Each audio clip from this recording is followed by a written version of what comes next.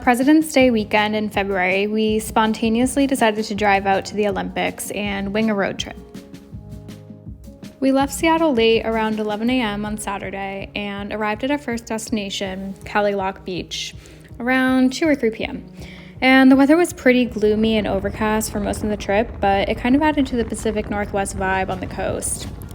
On the way to Kalaloch Beach, we drove through Hoh Rainforest, which receives up to 180 inches of rainfall each year. That's up to 15 feet of rain.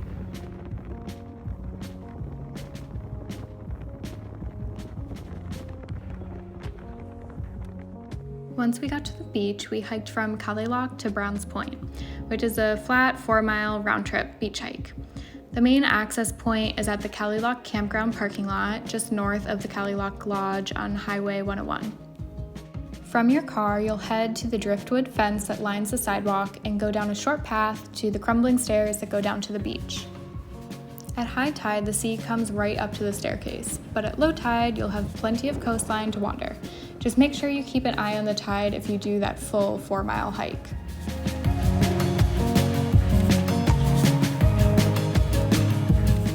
On our walk back towards the campground, it started to rain, and so we got out our ponchos, and I was having fun with it, but it was so windy that we eventually switched to raincoats because the ponchos actually tore in the wind.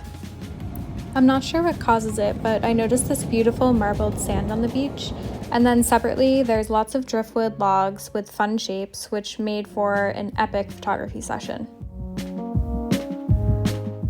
Our most exciting find was a partly submerged whale skeleton, and it must have been decaying under the sand because we could literally smell it. The Kalaloch Tree of Life is literally hanging on by a limb. The tree clings to the eroding coast by its roots, which supply the tree with life despite having no soil. A stream flows into the cave under the tree, eroding the soil and leaving many to question how the tree continues to live.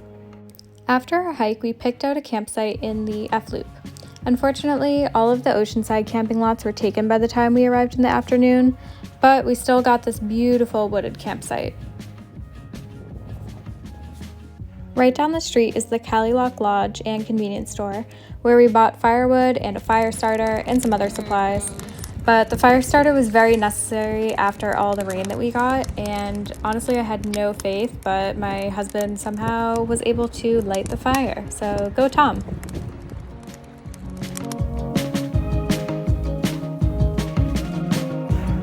Nothing like a toasted Pop-Tart while camping.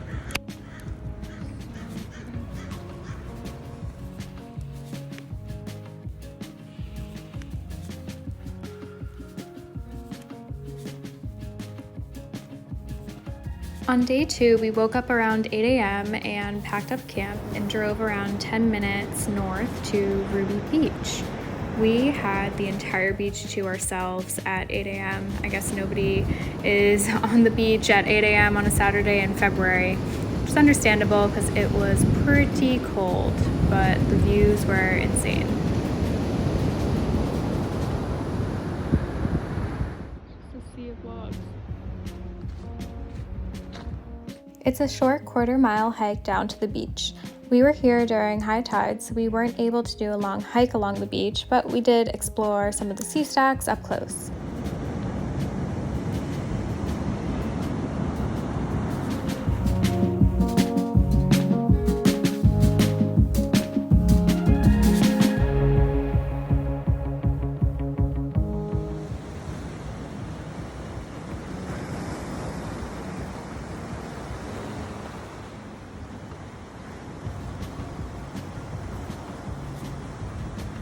After an hour or so exploring Ruby Beach, we hiked back up to the car and drove 45 minutes to the Hoh Rain Forest.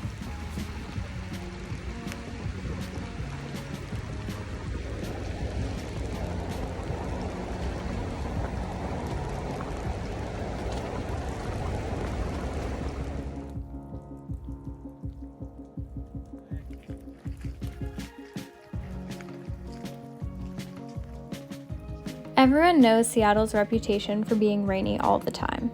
Seattle gets around 36 inches of rain a year. Meanwhile, the Hoh gets 14 feet of rain a year. That's because the western slopes of the Olympics are the first area to get hit with the rainstorms that come in from the Pacific Ocean.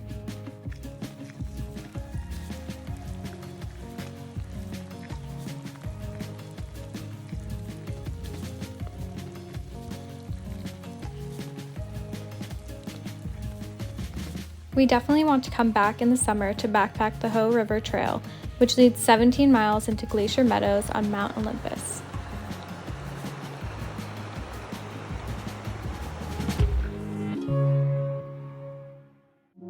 To cap off the day, we made a quick trip up to Hurricane Ridge, 2.5 hours away from the Hoh Rainforest and on the way home. The road was snowy near the top, so we opted to turn around instead of putting tire chains on our sedan, but the views were beautiful.